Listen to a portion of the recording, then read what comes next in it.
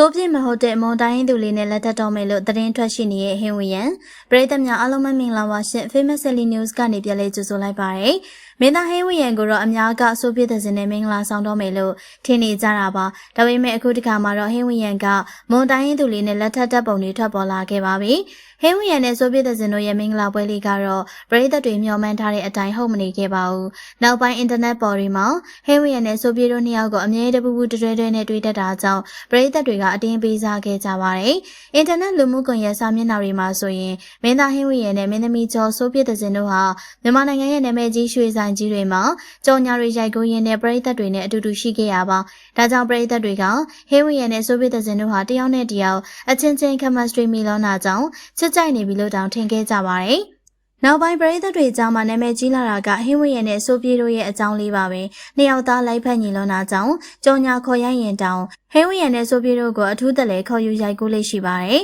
နောက်ပြီးတော့ဟင်းဝရဲရဲ့ဆိုပြေပေါ်မှာကြီးတဲ့အကြည့်တွေကမယိုးသားဘူးလို့ပရိသတ်တွေကအတီးလင်းပြောခဲ့ရပါအရင်ကဆိုရင်ဆိုပြေတဲ့စင်ဟာဘဲမင်းသားနဲ့မှအထူးတလဲဆက်ဆံတာမျိုးတွေမရှိခဲ့ပါဘူးအခုမှမင်းသားဟင်းဝရဲနဲ့လိုက်ဖက်နေရဲ့အပြင်ကိုပျော်ပျော်ရွှင်ရွှင်နဲ့စော်ကစားနေရတွေပါလုပ်ခဲ့ရပါပရိသတ်တွေကတော့သူတို့ချစ်ရတဲ့မင်းသားနဲ့မင်းသမီးအတူတူတွေ့ကြပြီဆိုရင်ဟုတ်သည်ရှိမဟုတ်သည်ရှိအတင်းကိုပေးစားတတ်ပါတယ်။ဒါအပြင်ကိုဟင်းဝင်းရဲ့အဖေဖြစ်သူကလည်းသားဖြစ်သူရဲ့မင်္ဂလာသတင်းကိုဒီနှစ်2025ခုနှစ်အတွင်းကြားရတော့မယ်လို့ပြောခဲ့ရပါ။နောက်ပြီးတော့သူတို့သမီးဖြစ်သူကလည်းပရိသတ်တွေထင်ထားကြတဲ့သူပဲလို့အရေးအမွက်ပေးခဲ့တာဖြစ်ပါတယ်။သူတို့ဆောင်တွဲလေးကိုအားပေးနေကြတဲ့ပရိသတ်တွေကတော့သူတို့ချစ်ရတဲ့အတွဲလေးမင်္ဂလာဆောင်တော့မယ်ဆိုပြီးတော့ပျော်ရွှင်နေကြတာပါ။ဒါပေမဲ့လည်းဒီမတိုင်ခင်ကတော့ဟင်းဝင်းရဲ့နဲ့ဆိုပြတဲ့စင်တို့ကတွဲနေကြပါတယ်ချစ်ကြိုက်နေကြပါတယ်လို့တခါလေးတောင်မှဝန်ခံထားတာမျိုးမရှိပါဘူးဒါကြောင့်လည်းတချို့ကတော့မယုံကြည်နိုင်တွေဖြစ်နေခဲ့ကြတာပါနောက်ပြီးတော့ဆိုပြေကိုလည်းဟင်းဝင်းရဲ့နဲ့သဘောမတူတဲ့သူတွေကလည်းရှိနေပါတယ်အခုတစ်ခါမှာတော့ဟင်းဝင်းရဲ့နဲ့မော်လမြိုင်သူလေးလို့နှစ်ယောက်က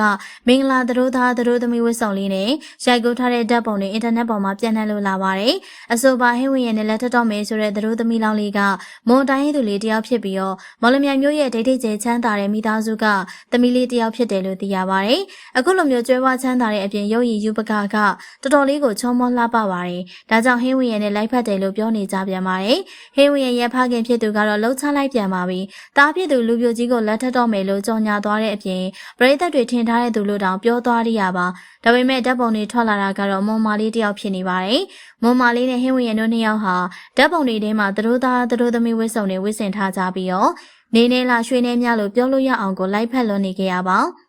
ဆိုပြတဲ့စင်နဲ့ရှင်ရင်တောင်အဆိုပါမွန်မာလေးကရုပ်ရည်ချောမောလွန်းတာကြောင့်ရွေးချယ်ခံရတာဖြစ်နိုင်တယ်လို့လည်းယူဆကြပါတယ်။ဆိုပြတဲ့စင်ကတော့ရုပ်ရှင်မင်းသမီးတစ်ယောက်ဖြစ်ပေမဲ့ချစ်ဖို့ကောင်းတာတစ်ခုပဲရှိတာပါ။ဒါပေမဲ့ဟင်းဝင်းရဲ့သူတို့သမီးလေးလောက်တော့ရုပ်ရည်ချောမောမနေပါဘူး။အဆိုပါမော်လမြိုင်သူလေးကချမ်းသာကြွယ်ဝတဲ့သူဖြစ်တာကြောင့်ရွှေရွှေချင်းထိုက်ရင်မြတ်တယ်ဆိုတဲ့အတိုင်းပဲသဘောတူလိုက်ကြတာဖြစ်မယ်လို့ထင်ကြေးတွေပေးနေကြပါတယ်။အဆုံးထိကြည့်ရှုအားပေးခဲ့ကြတဲ့ပရိသတ်တွေအနေနဲ့ဟင်းဝင်းရဲ့နဲ့မွန်လူမျိုးသူတို့သမီးလောင်းလေးမင်္ဂလာဝတ်ဆောင်ကိုဝတ်ပြီးတော့ရိုက်ကူးထားတဲ့ဓာတ်ပုံတွေကိုကြည့်ပြီးဘလို့သဘောရလဲဆိုတာပြောသွားခဲ့ပါအောင်ရှင်။နောက်ထပ်လည်းစိတ်ဝင်စားဖွယ်ရာအကြောင်းအရာတွေကိုတင်ဆက်ပေးသွားမှာဖြစ်လို့ကျမတို့ရဲ့ channel လေးကို like and subscribe လုပ်ပေးခဲ့ကြပါအောင်နော်။အားလုံးကိုကျေးဇူးတင်ပါတယ်ရှင်။